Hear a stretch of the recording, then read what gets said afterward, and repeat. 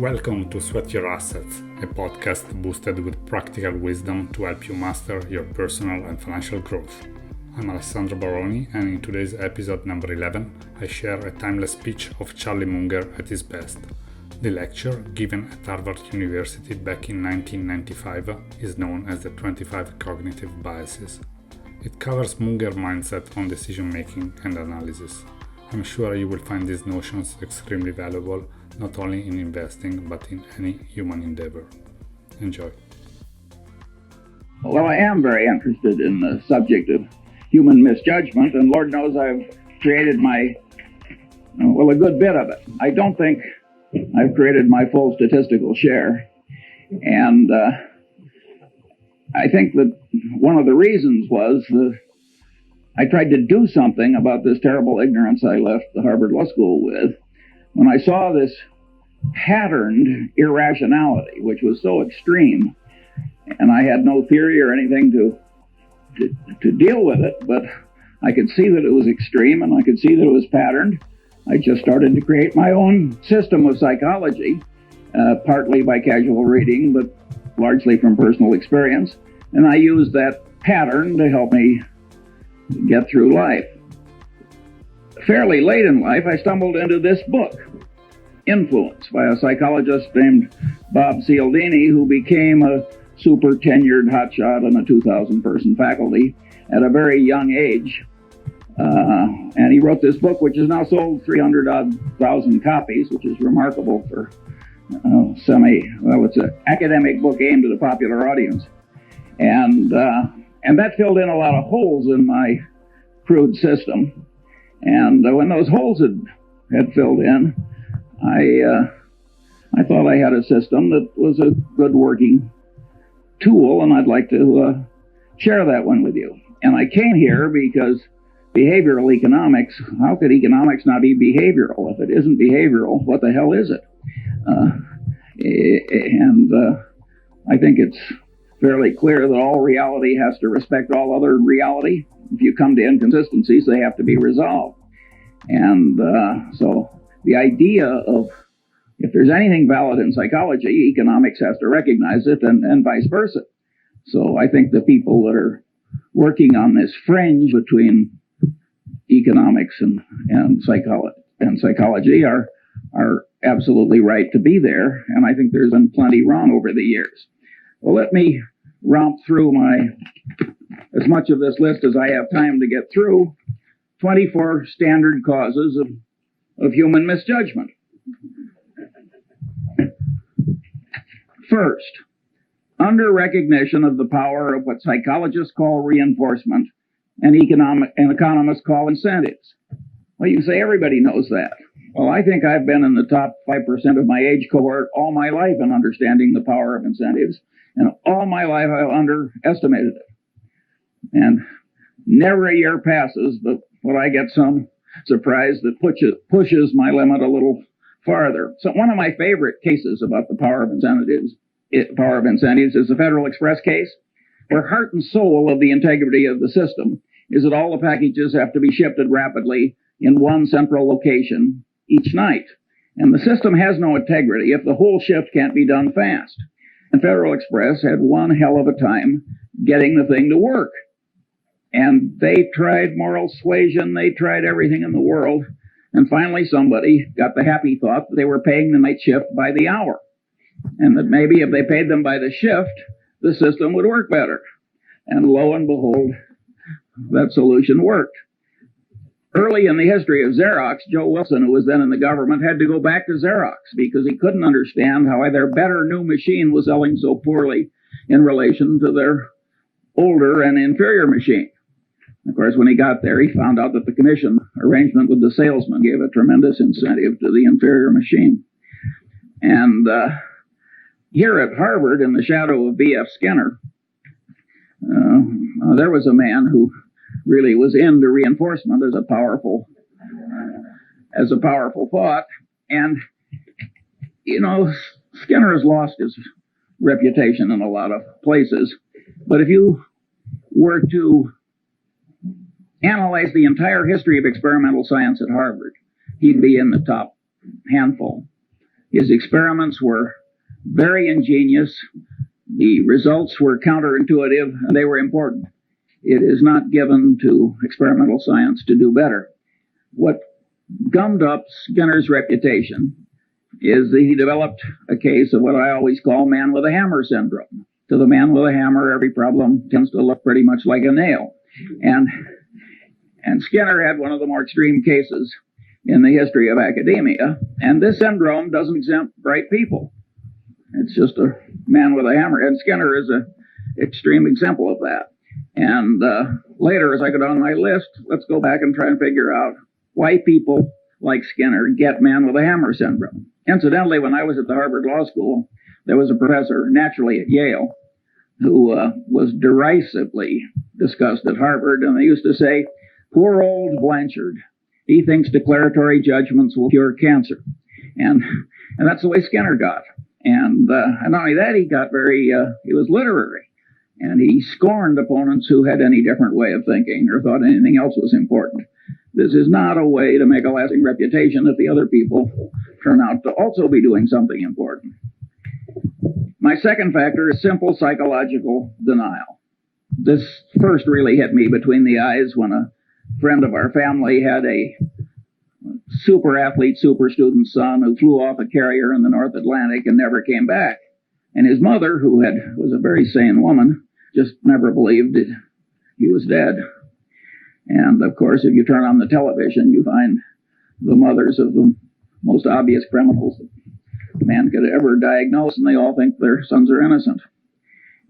Simple psychological denial. The reality is too painful to bear, so you just distort it until it's bearable. We all do that to some extent, and it's a common psychological misjudgment that causes terrible problems. Third, incentive-caused bias, both in one's own mind and that of one's trusted advisor, where it creates what economists call agency costs. Here, my early experience was a doctor who sent bushel baskets full of normal gallbladders down to the pathology lab in a leading hospital in Lincoln, Nebraska. And with that quality control for which community hospitals are famous, about 5 years after he should have been removed from the staff, he was. And one of the old doctors who participated in the removal was also a family friend. And I asked him, I said, "Tell me, did he think here's a way for me to exercise my talents?" This guy was very skilled, technically, and make a high living by doing a few maimings and murders every year, along with some frauds. And he said, "Hell no, Charlie." He thought that the gallbladder was the source of all medical evil, and that if you really loved your patients, you couldn't get that organ out rapidly enough. Now, that's an extreme case, but in lesser strength, it's present in every profession and in every human being.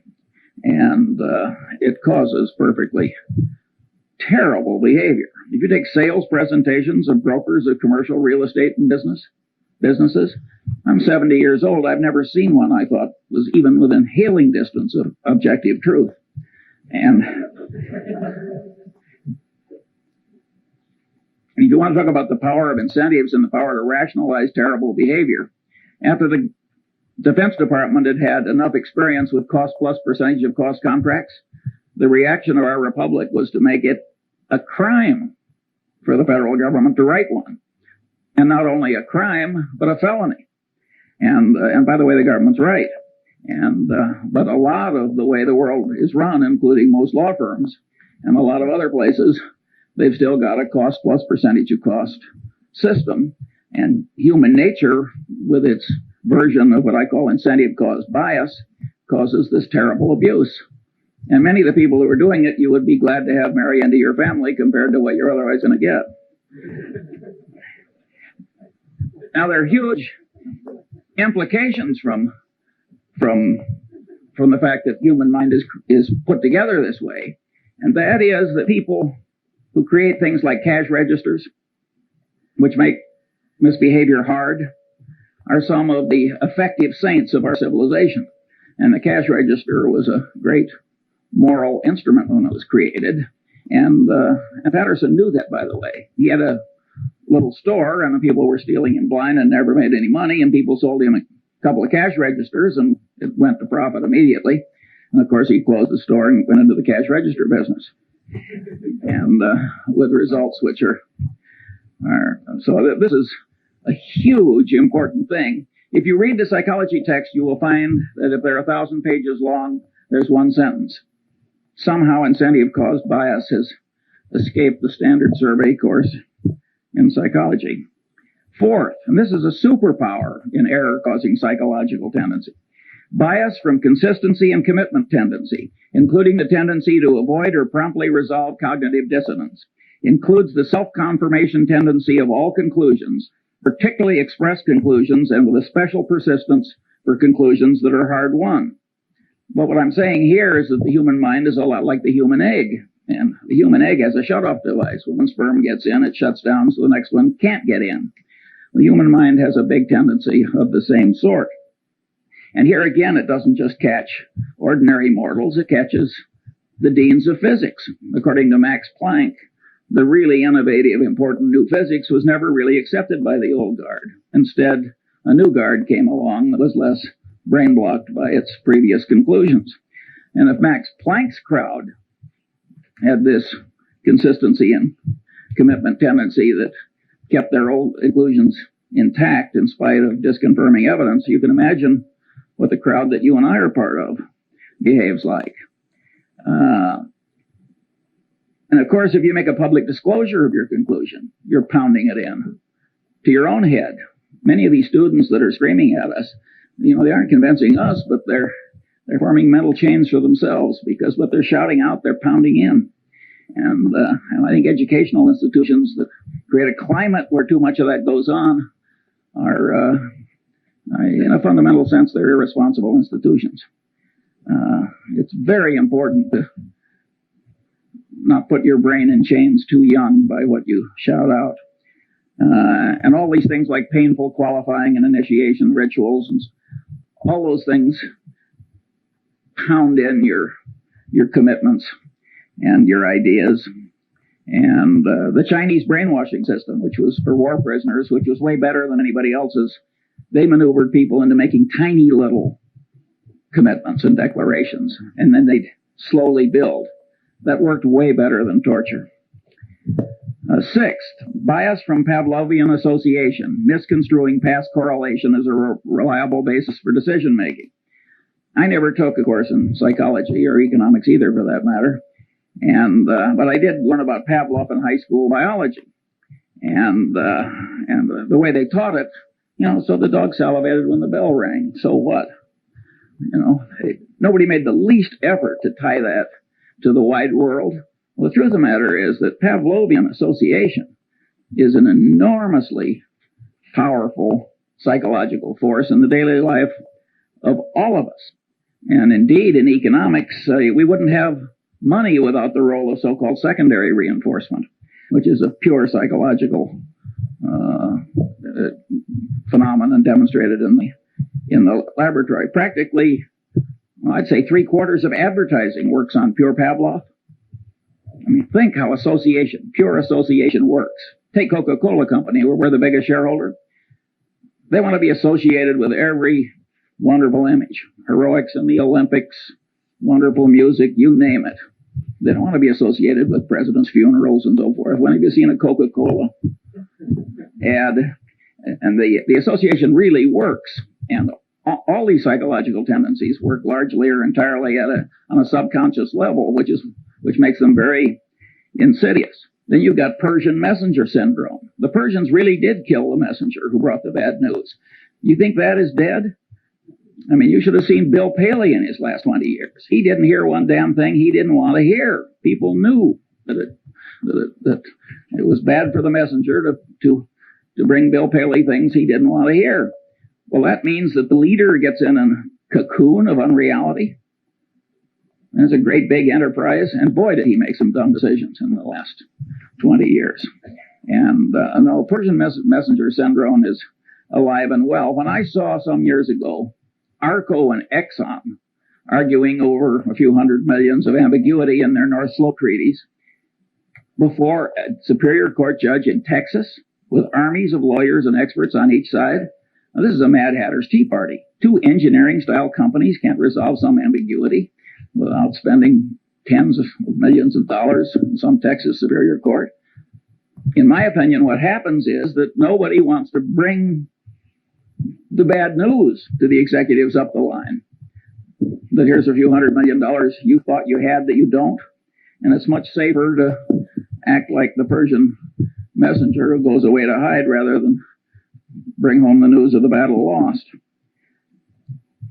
Talking about economics, you get a very interesting phenomenon that I've seen over and over again in a long life. You've got two products. Suppose they're complex technical product. Now, you think under the laws of economics that if product A costs X, if product Y costs X minus something, it will sell better than if it sells at X plus something. But that's not so. In many cases, when you raise the price of the alternative product, it'll get a larger market share than it would when you make it lower than your competitor's product. That's because the bell, the Pavlovian bell, ordinarily there's a correlation between price and value.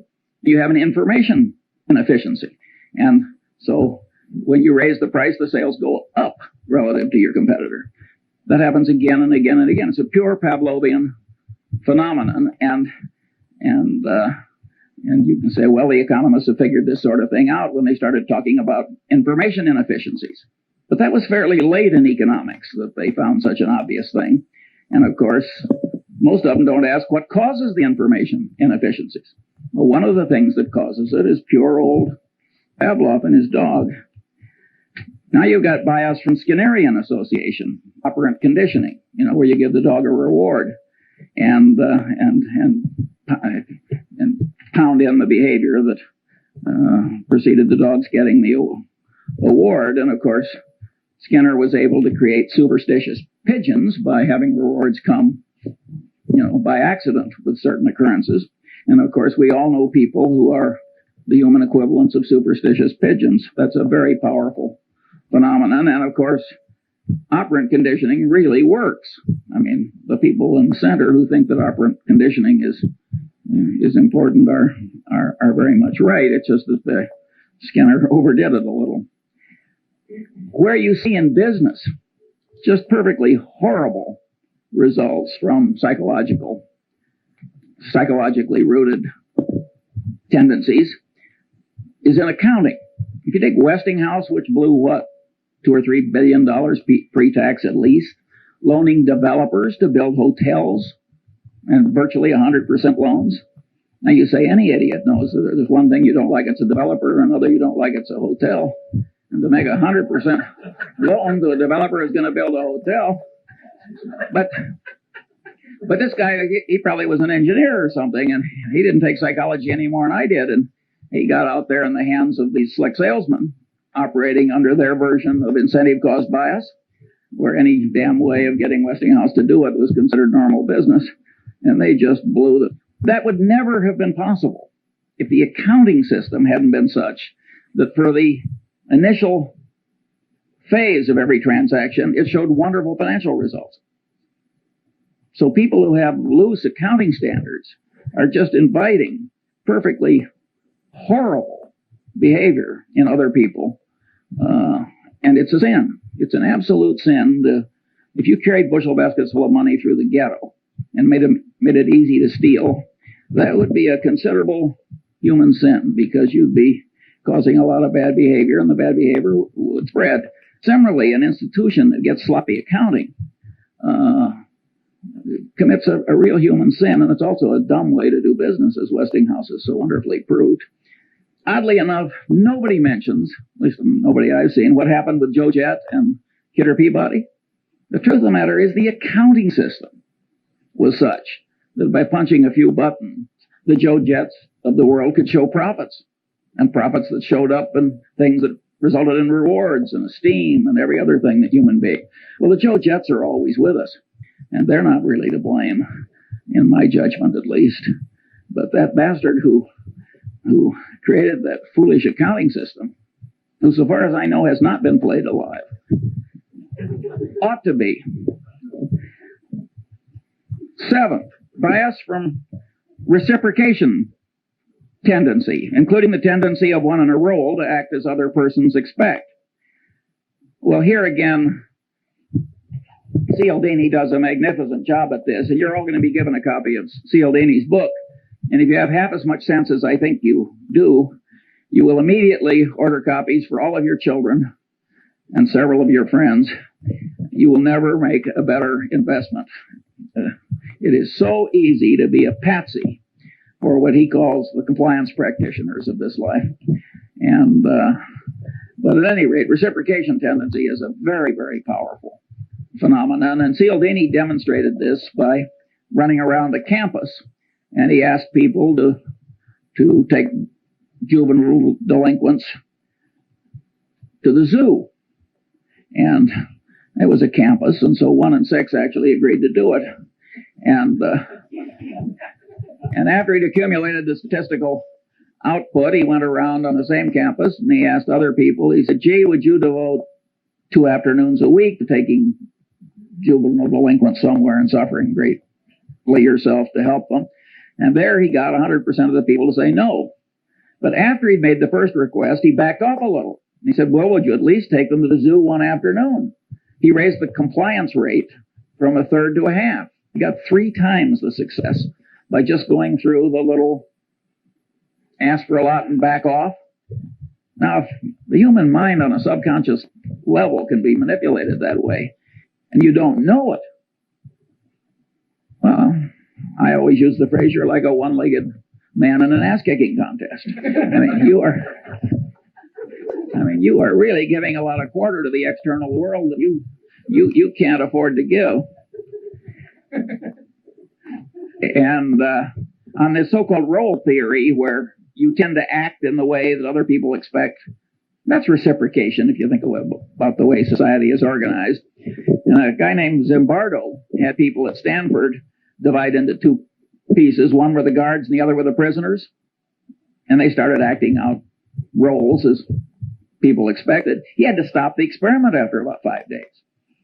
He was getting into human misery and breakdown and pathological behavior. I mean, it was awesome. However, Zimbardo was greatly misinterpreted. It's not just reciprocation tendency and role theory that caused that. It's consistency and commitment tendency. Each person, as he acted as a guard or a prisoner, the action itself was pounding in the idea. Wherever you turn, this consistency and commitment tendency is affecting you. In other words, what you think may change what you do, but perhaps even more important, what you do will change what you think. And you can say everybody knows that. I want to tell you I didn't know it well enough early enough. 8. Now this is a Lollapalooza, and Henry Kaufman wisely talked about this. Bias from over-influence by social proof. That is, the conclusions of others, particularly under conditions of natural uncertainty and stress. And here, one of the cases the psychologist used is Kitty Genovese, where all these people, I don't know, 50, 60, 70 of them just sort of sat and did nothing while she was slowly murdered. Yeah. Now, one of the explanations is everybody looked at everybody else and nobody else was doing anything. And so there's automatic social proof that the right thing to do is nothing. That's not a good enough explanation for Kitty Genovese, in my judgment. That's only part of it. There are microeconomic ideas and gain-loss ratios and so forth that also come into play. I think time and time again in reality, psychological notions and economic notions interplay. And the man who doesn't understand both is a damn fool. Big shot businessmen get into these waves of social proof. Do you remember some years ago when one oil company bought a fertilizer company? And every other major oil company practically ran out and bought a fertilizer company. And there was no more damn reason for all these oil companies to buy fertilizer companies. But they didn't know exactly what to do. And if Exxon was doing it, it was good enough for Mobil or vice versa. And of course, I think they're all gone now. It was a total disaster. Now let's talk about efficient market theory, a wonderful economic doctrine that had a long vogue in spite of the experience of Berkshire Hathaway. In fact, one of the economists who won, he shared a Nobel Prize. And as he looked at Berkshire Hathaway year after year, which people would throw in his face as saying maybe the market isn't quite as efficient as you think. He said, well, it's a 2 sigma event. And then he said we were a 3 sigma event. And then he said we were a 4 sigma event. And he finally got up to 6 sigmas. Better to add a sigma than change a theory just because the evidence comes in differently. And of course, when this share of a Nobel Prize went into money management himself, he sank like a stone. If you think about the doctrines I've talked about, namely, one, the power of reinforcement. After all, you do something and the market goes up and you get paid and rewarded and applauded and what have you. You're getting a lot of reinforcement if you make a bet in a market and the market goes with you. Also, there's social proof. I mean, the prices in the market are the ultimate form of social proof, reflecting what other people think. And so the combination is very powerful. Why would you expect general market levels to always be totally efficient? Say even in 1973-4 at the pit, or in 1972 or whatever it was when the Nifty 50 were in their heyday. If these psychological notions are correct, you would expect some waves of irrationality, which carry general levels so they're inconsistent with reason. 9, what made these economists love the efficient market theory is the math was so elegant. And after all, math was what they'd learned to do. The man with a hammer, every problem tends to look pretty much like a nail. The alternative truth was a little messy. And they'd forgotten the great economist Keynes, whom I think said, better to be roughly right than precisely wrong. 9, bias from contrast cause distortions of sensation, perception, and cognition. Here, the great experiment that Cialdini does in his class is he takes 3 buckets of water. One's hot, one's cold, and one's room temperature.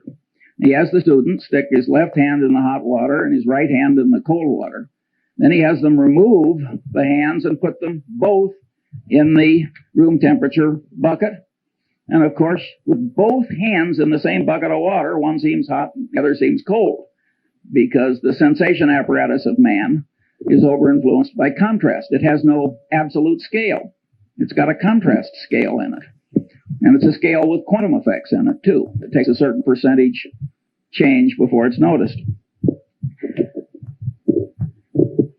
Maybe you've had a magician remove your watch. I certainly have, without your noticing it.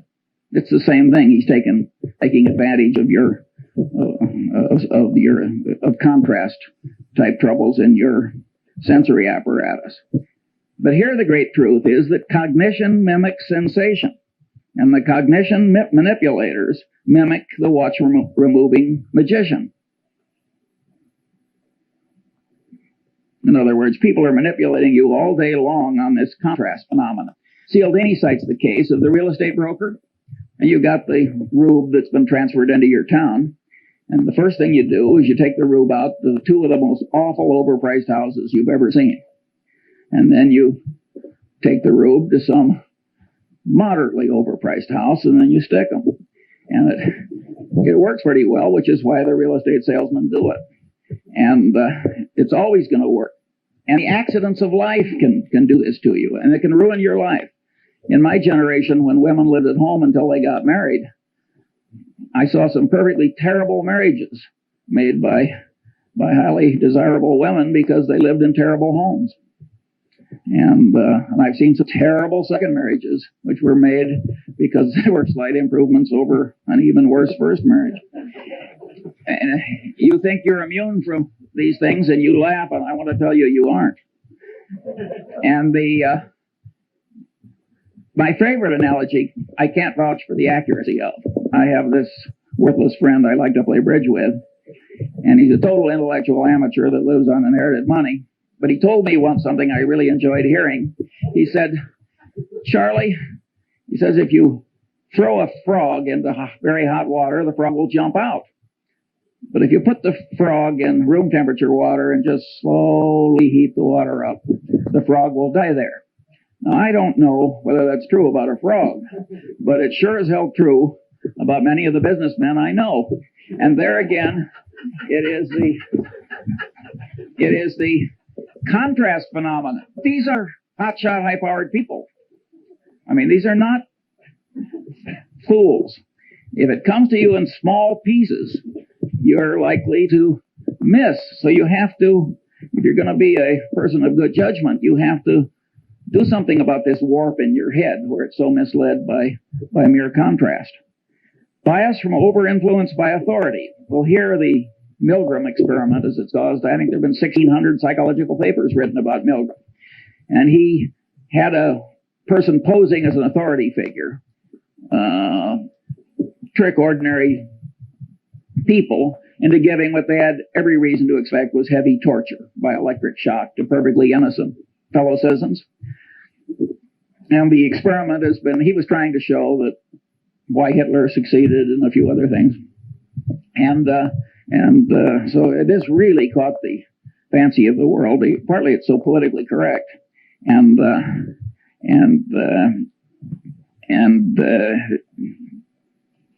Over-influence by authority has another you'll like this one.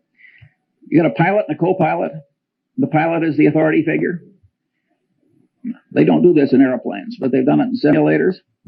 They have the pilot do something where the co-pilot, who's been trained in simulators a long time, he knows he's not to allow the plane to crash.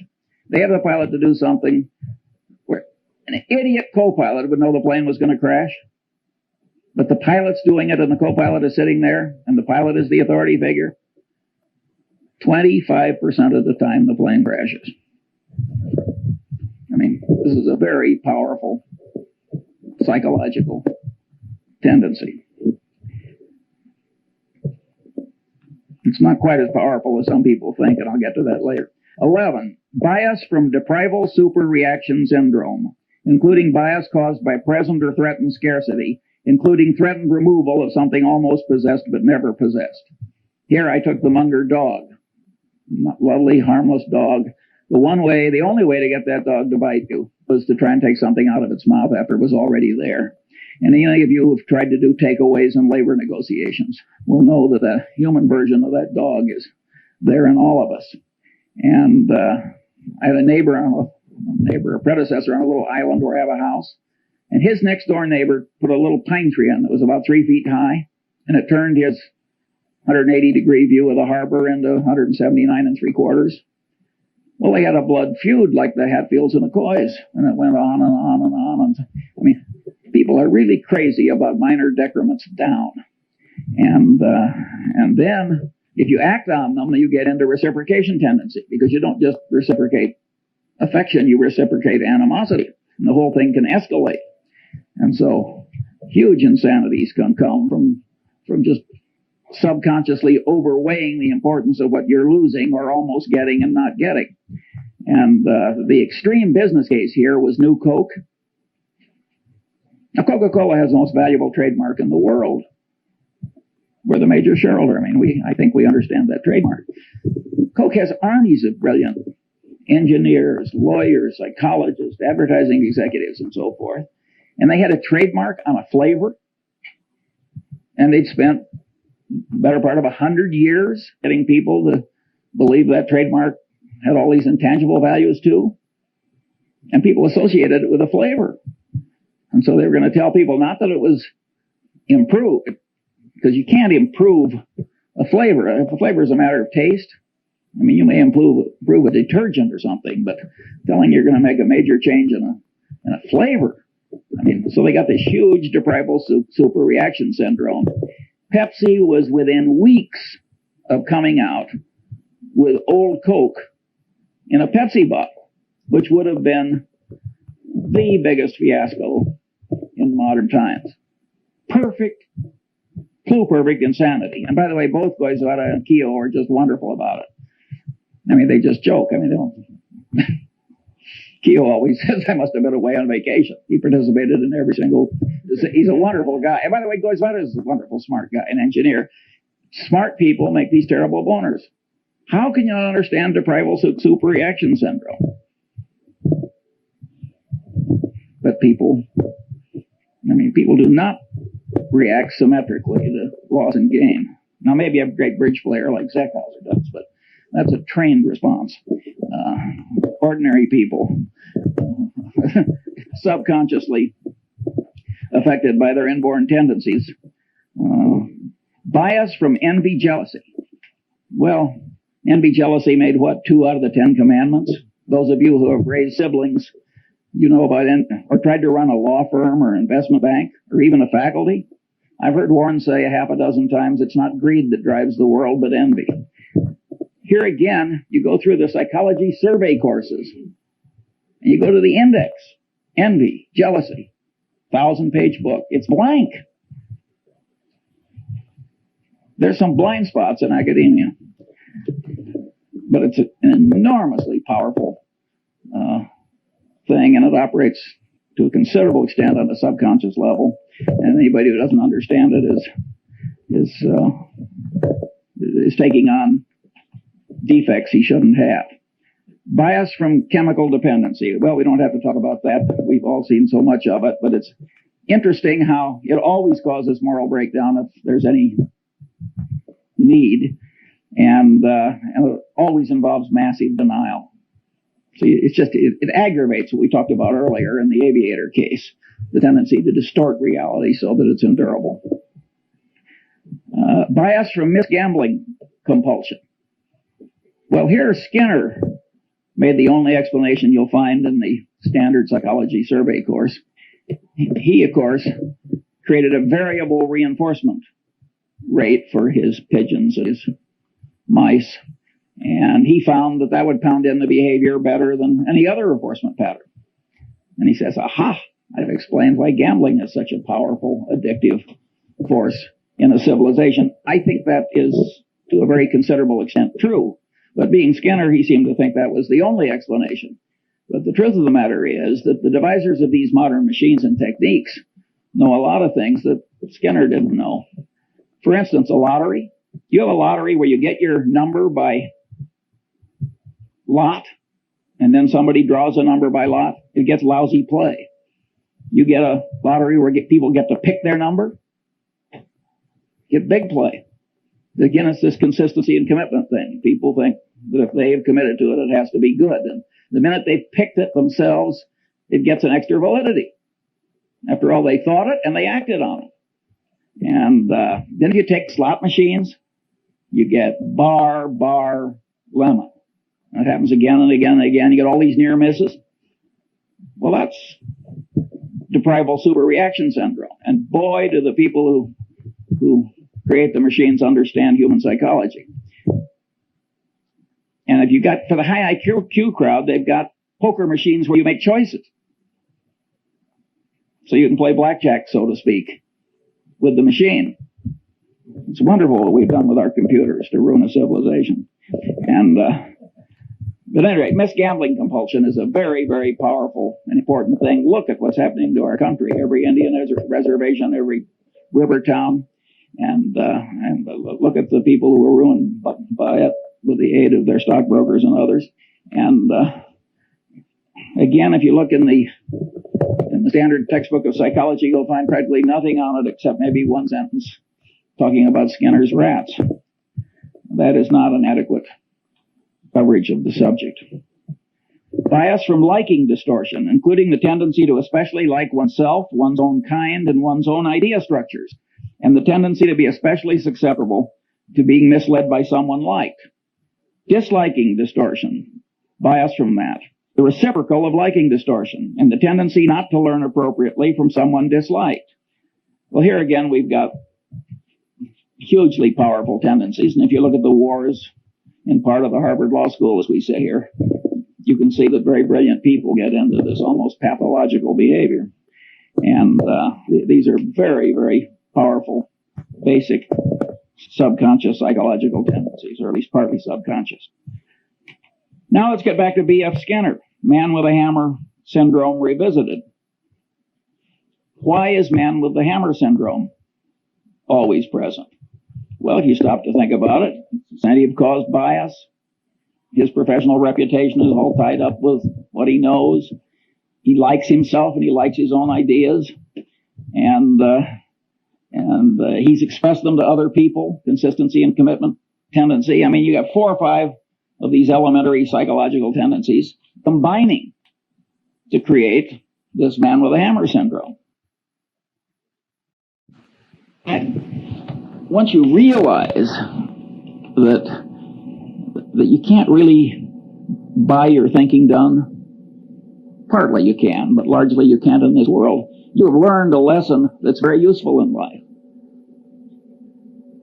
George Bernard Shaw said, and had a character say in The Doctor's Dilemma, in the last analysis, every profession is a conspiracy against the laity. But he didn't have it quite right, because it isn't so much conspiracy as it is a subconscious psychological tendency. The guy tells you what is good for him.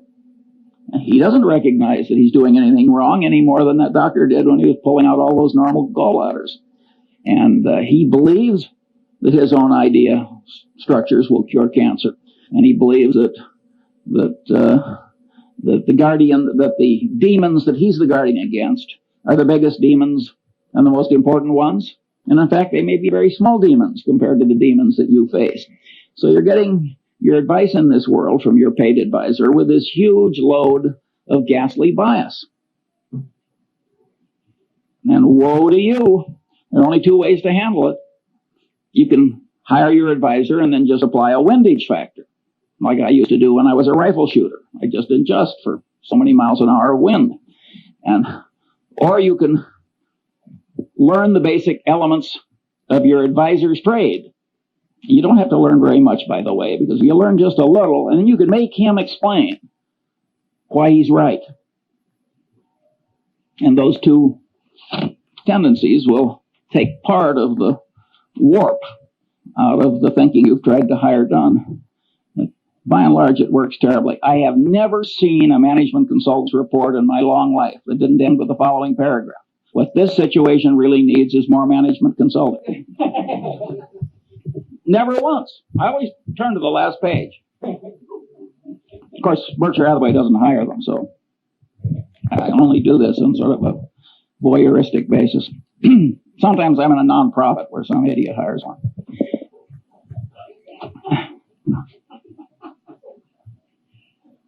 17. Bias from the non-mathematical nature of the human brain in its natural state, as it deals with probabilities employing crude heuristics, and is often misled by mere contrast, a tendency to overweigh conveniently available information, and other psychologically rooted misthinking tendencies on this list, when the brain should be using the simple probability mathematics of Fermat and Pascal, applied to all reasonably obtainable and correctly weighted items of information that are of value in predicting outcomes. The right way to think is the way Zeckhauser plays bridge. It's just that simple. And your brain doesn't naturally know how to think the way Zeckhauser knows how to play bridge. Now, you notice I put in that availability thing, and there I'm mimicking some very eminent psychologists, Kahneman, I hope I pronounced that right, and Tversky, who raised the idea of availability to a whole heuristic of misjudgment. And, you know, they are very substantially right. I mean, ask the Coca-Cola company, which has raised availability to a secular religion, if availability changes behavior. You will drink a hell of a lot more Coke if it's always available. I mean, availability does change behavior and cognition. Nonetheless, even though I recognize that and applaud Tversky and Kahneman, I don't like it for my personal system, except as part of a greater subsystem, which is you got to think the way Zeckhauser plays the bridge. It isn't just the lack of availability that distorts your judgment. All the things on this list distort judgment. And I want to train myself to kind of mentally run down the list instead of just jumping on availability.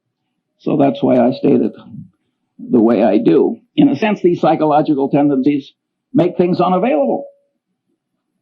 Because if you quickly jump to one thing, and then because you've jumped to it, the consistency and commitment tendency makes you lock in, boom, that's error number one. Or if something is very vivid, which I'm going to come to next, that will really pound in. And the reason that the thing that really matters is now unavailable, and what's extra vivid wins is, the extra vividness creates the unavailability. So I think it's much better to have a whole list of things that cause you to be less like Zeckhauser than it is just to jump on one factor. Here, I think we should discuss John Gutfriend. This is a very interesting human example, which will be taught in every decent professional school for at least a full generation. Gutfriend has a trusted employee, and it comes to light, not through confession, but by accident, that the trusted employee has lied like hell to the government and manipulated the accounting system, and it was really equivalent to forgery. And the man immediately says, "I've never done it before. I'll never do it again. It was an isolated example." And of course, it was obvious that he was trying to help the government as well as himself, because he thought the government had been dumb enough to pass a rule that he'd spoken against. And after all, if a government's not going to pay attention to a bond trader at Solomon, what kind of a government can it be? But at any rate, and this guy has been part of a little clique that has made, way over $1 billion for Solomon in the very recent past. And it's a little handful of people.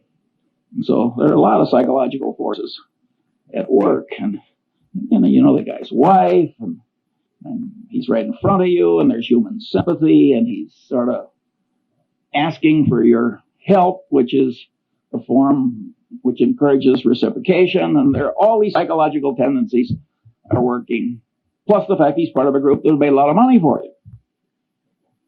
At any rate,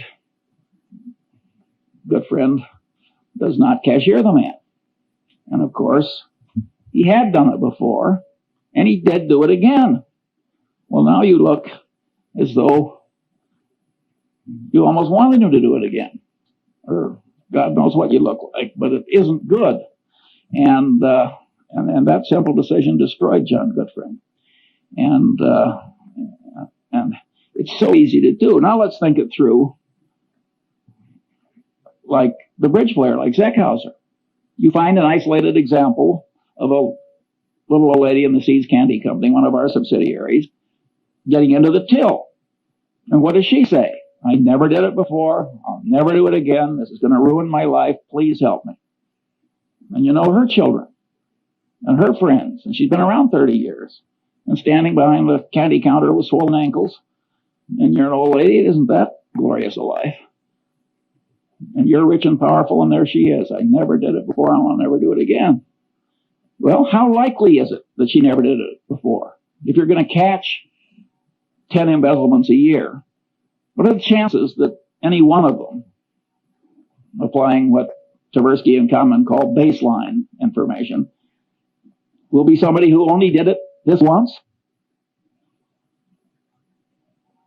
And the people who have done it before and are going to do it again, what are they all going to say? Well, in the history of the Seeds Candy Company, they always say, "I never did it before, and I'm never going to do it again." And we cashier them. It would be evil not to, because terrible behavior spreads. Remember, what was it, Serpico? I mean, you let that stuff, you got social proof, you got incentive cost bias, you got a whole lot of psychological factors that will cause the evil behavior to spread. And pretty soon the whole your place is rotten, the civilization is rotten. It's not the right way to behave. And I will admit that when I knew the wife and children, I have paid severance pay when I fire somebody for taking a mistress on an extended foreign trip. It's not the adultery I mind, it's the embezzlement. But there, I wouldn't do it where Gutfriend did it, where they've been cheating somebody else on my behalf. There, I think you have to cashier. But if they're just stealing from you and you get rid of them, I don't think you need the last ounce of vengeance. But I don't think you need any vengeance. I don't think vengeance is much good. Now we come bias from over-influence by extra vivid evidence. Here's one. I'm at least $30 million poorer as I sit here giving this little talk, because I once bought 300 shares of a stock, and the guy called me back and said, I've got 1,500 more. I said, will you hold it for 15 minutes while I think about it?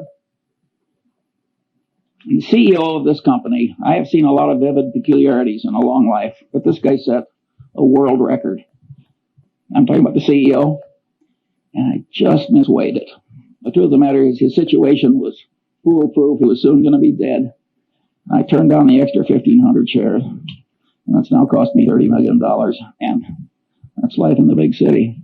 You know, it wasn't something where stock was generally available. And so it's very easy to misweigh the vivid evidence. And Goodfriend did that when he looked into the man's eyes and forgave the colleague. And 22, stress-induced mental changes, small and large, temporary and permanent.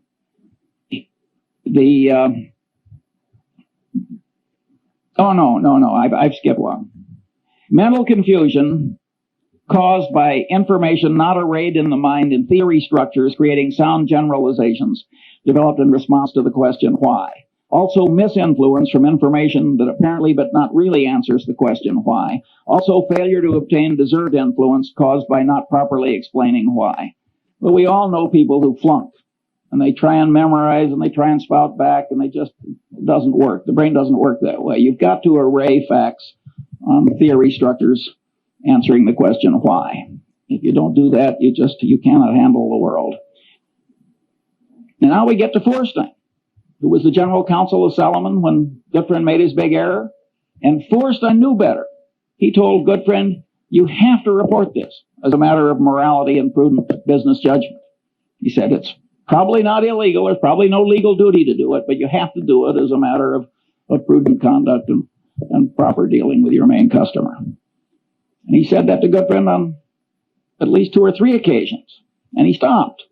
And of course, the persuasion failed. And when Goodfriend went down, Feuerstein went with him. And it ruined a considerable part of Feuerstein's life.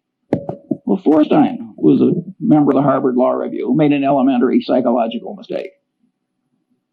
You want to persuade somebody, you really tell them why. And what have we learned in lesson 1? Incentives really matter.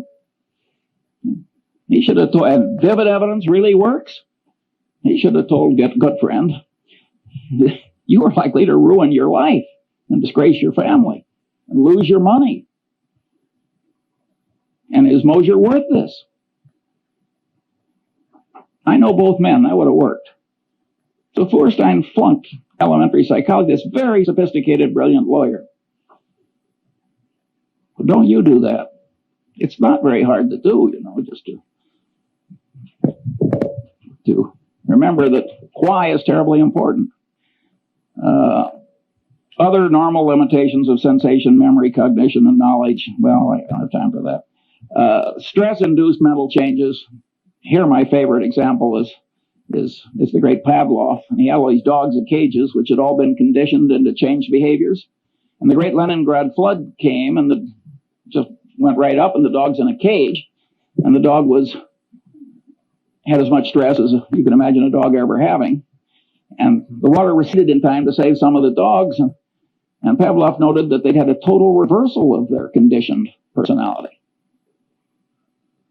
Well, being the great scientist he was, he spent the rest of his life giving nervous breakdowns to dogs. And he learned a hell of a lot that I regard as very interesting. I have never known any Freudian analyst who knew anything about the last work of Pavlov. And I never met a lawyer who understood that what Pavlov found out with those dogs had anything to do with programming and deprogramming and cults and so forth. I mean, the amount of elementary psychological ignorance is out there in high levels is very substantial. Then we've got other common mental illnesses and declines, temporary and permanent, including the tendency to lose ability through disuse. And then I've got mental and organizational confusion from say-something syndrome. And here my favorite thing is the honeybee. And the honeybee goes out and finds the nectar, and he comes back, he does a dance. that communicates to the other bees where the nectar is, and they go out and get it. Well, some scientist who was clever, like B.F. Skinner, decided to do an experiment. He put the nectar straight up, way up. Well, in a natural setting, there is no nectar way the hell straight up. And the poor honeybee doesn't have a genetic program that is adequate to handle what he now has to communicate. And you'd think the honeybee would come back to the hive and slink into a corner. But he doesn't. He comes into the hive and does this incoherent dance.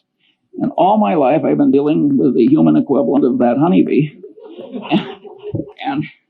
And it's a very important part of human organization to set things up so the noise and the reciprocation and so forth of all these people who have what I call say-something syndrome don't really affect the decisions. Now, the time has come to ask 2 or 3 questions. This is the most important question in this whole talk. What happens when these standard psychological tendencies combine? What happens when the situation or the artful manipulation of man causes several of these tendencies to operate on a person toward the same end at the same time? The clear answer is the combination greatly increases power to change behavior compared to the power of merely one tendency acting alone. Examples are Tupperware parties. Tupperware has now made billions of dollars out of a few manipulative psychological tricks. It was so shocked that directors of Justin Dart's company resigned when he crammed it down his board's throat. And he was totally right, by the way, judged by economic outcomes. Mooney conversion methods. Boy, do they work. He just combines 4 or 5 of these things together. The system of Alcoholics Anonymous. A 50% no drinking rate. Outcome when everything else fails. It's a very clever system that uses 4 or 5 psychological systems at once toward, I might say, a very good end. The Milgram experiment. See, Milgram, it's been widely interpreted as mere obedience. But the truth of the matter is that the experimenter who got the students to give the heavy shocks in Milgram, he explained why. It was a false explanation. We need this to look for scientific truth and so on. That greatly changed the behavior of the people. And number 2, he worked them up. Tiny shock, little larger, little larger. So commitment and consistency tendency and the contrast principle were both working in favor of this behavior. So again, it's 4 different psychological tendencies. That's when you get these Lollapalooza effects, you will almost always find 4 or 5 of these things working together. When I was young, there was a whodunit hero who always said, cherchez la femme. And what you should search for in life is the combination. Because the combination is likely to do you in. Or if you're the inventor of Tupperware parties, it's likely to make you enormously rich if you can stand shaving when you do it. Then one of my favorite cases is the McDonald Douglas Airliner evacuation disaster. The government requires that airliners pass a bunch of tests. One of them is evacuation. Get everybody out, I think it's 90 seconds or something like that. It's some short period of time. The government has rules, make it very realistic, so on and so on. You can't select nothing but 20-year-old athletes to evacuate your airliner.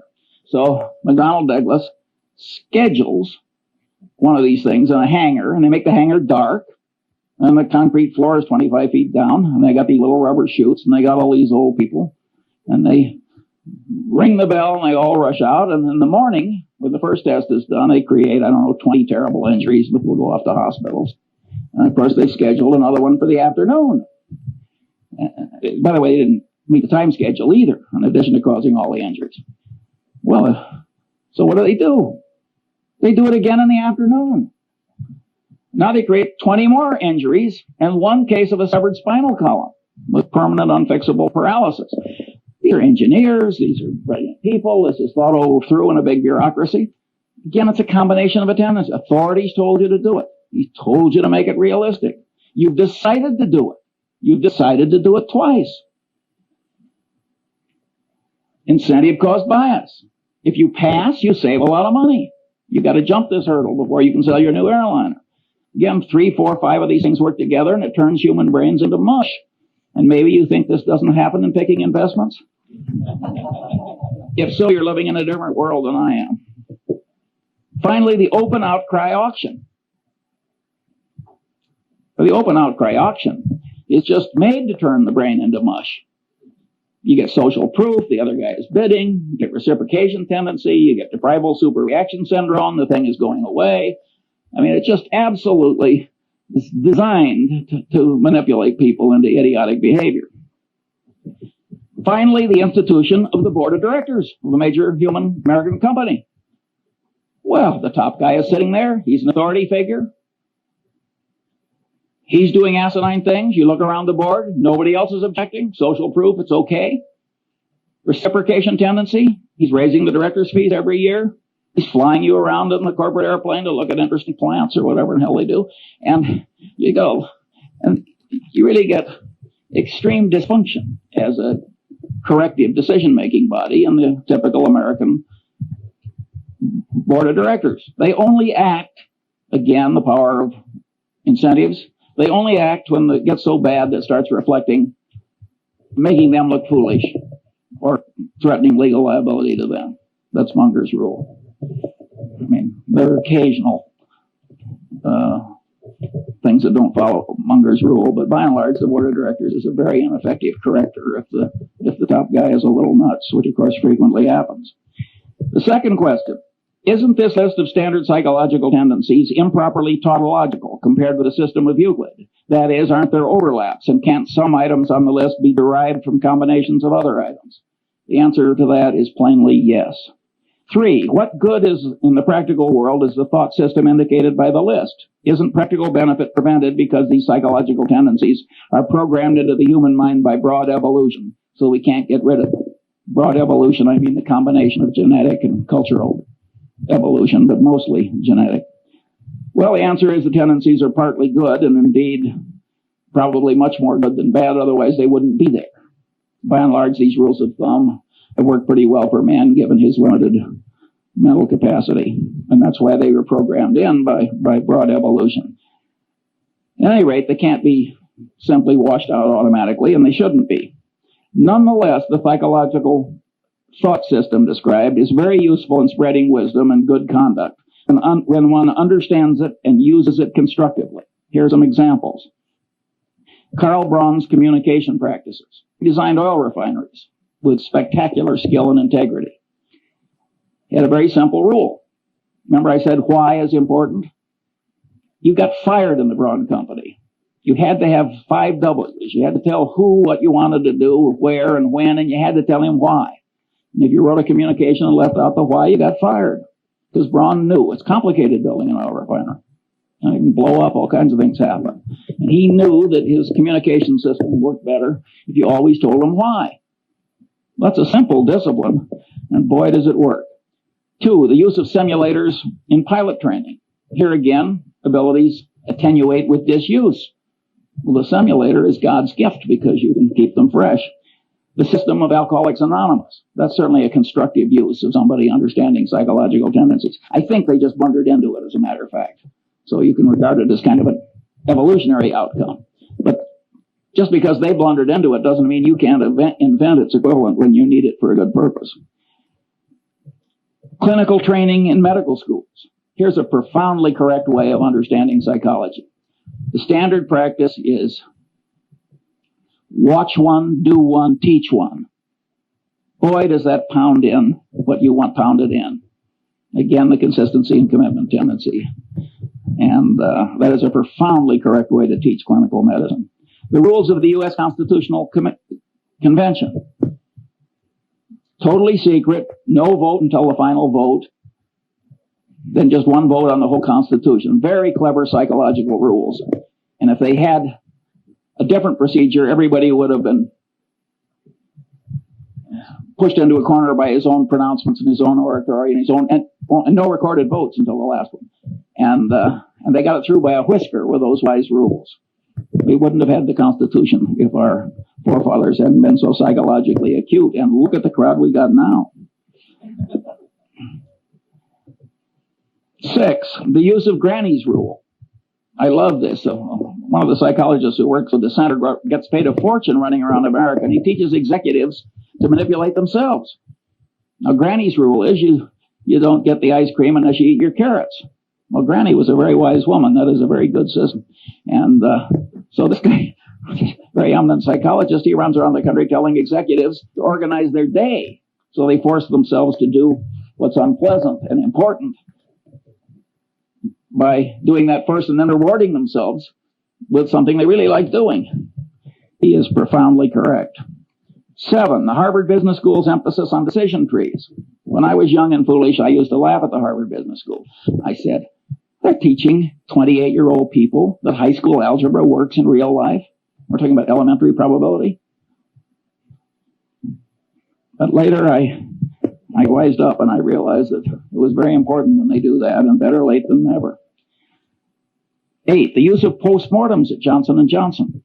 At most corporations, if you make an acquisition and it works out to be a disaster, all the paperwork and presentations that caused the dumb acquisition to be made are quickly forgotten. You got denial, you got everything in the world. You got Pavlovian association tendency. Nobody wants to even be associated with the damn thing or even mention it. Johnson & Johnson, they make everybody revisit their old acquisitions and wade through the presentations. That is a very smart thing to do. And by the way, I do the same thing routinely. 9, the great example of Charles Darwin is he avoided confirmation bias. Darwin probably changed my life because I'm a biography nut. And when I found out the way he always paid extra attention to the disconfirming evidence and all these little psychological tricks, I also found out that he wasn't very smart by the standards, the ordinary standards of human acuity. Yet there he is, buried in Westminster Abbey. That's not where I'm going, I'll tell you. And I said, my God, here's a guy that, by all objective evidence, is not nearly as smart as I am, and he's in Westminster Abbey. He must have tricks I should learn. And I started wearing little hair shirts like Darwin to try and train myself out of these subconscious psychological tendencies that cause so many errors. It didn't work perfectly, as you can tell from listening to this talk, but it would have been even worse if I hadn't done what I did. And you can know these psychological tendencies and avoid being the patsy of all the people that are trying to manipulate you to your disadvantage, like Sam Walton. Sam Walton will let a purchasing agent take a handkerchief from a salesman. He knows how powerful the subconscious reciprocation tendency is. That is a profoundly correct way for Sam Walton to behave. Then there's the Warren Buffett rule for open outcry auctions. Don't go. We don't go to the closed bid auctions, too, because that's a counterproductive way to do things ordinarily for a different reason, which Zeckhauser would understand. 4, what special knowledge problems lie buried in the thought system indicated by the list? Well, one is paradox. Now we're talking about a type of human wisdom that the more people learn about it, the more attenuated the wisdom gets. That's an intrinsically paradoxical kind of wisdom. But we have paradox in mathematics, and we don't give up mathematics. I say, damn the paradox. This stuff is wonderfully useful. And by the way, the granny's rule, when you apply it to yourself, is sort of a paradox in a paradox. The manipulation still works even though you know you're doing it. And I've seen that done by one person to another. I drew this beautiful woman as my dinner partner a few years ago. And I'd never seen her before, although she's married to a prominent Angelino. And she sat down next to me and she turned her beautiful face up and she said, Charlie, she said, what one word accounts for your remarkable success in life? Now, I knew I was being manipulated and that she'd done this before, and I just loved it. I never see this woman without a little lift in my spirits. And by the way, I told her I was rational.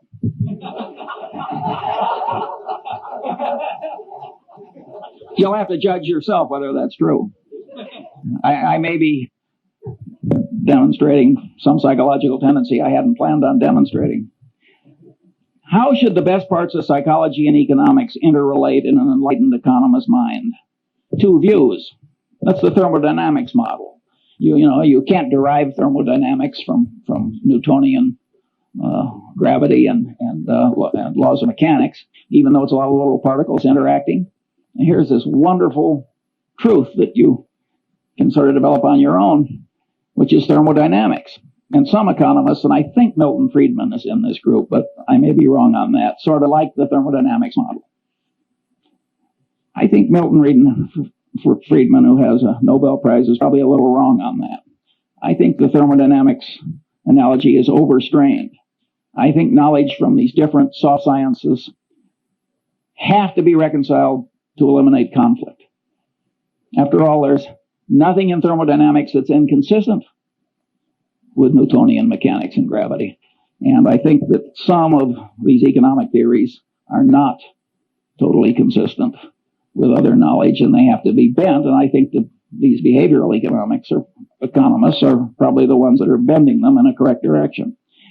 Now, my prediction is when the economists take a little psychology into account, that the reconciliation will be quite endurable. And here my model is the precession of the equinoxes. The world would be simpler for a long-term climatologist if the angle of the axis of the Earth's rotation compared to the plane of the ecliptic were absolutely fixed. But it isn't fixed. Over every 40,000 years or so, there's this little wobble. And that has pronounced long-term effects. Well, in many cases, what psychology is going to add is just a little wobble, and it will be endurable. Here I quote another hero of mine, who of course is Einstein, where he said, "The Lord is subtle but not malicious." And I don't think it's going to be that hard to bend economics a little to accommodate what's right in psychology. The final question is, if the thought system indicated by this list of psychological tendencies has great value, not widely recognized and employed, what should the educational system do about it? I am not going to answer that one now. I like leaving a little mystery. Have I used up all the time, so there's no time for questions? I think that what we're going to do is we're going to borrow a little bit of time from the end of the day summary of questions, and we're going to move it and allocate it to Charles Munger. That's definitely the focus. When we have questions for we'll ask other people questions mostly.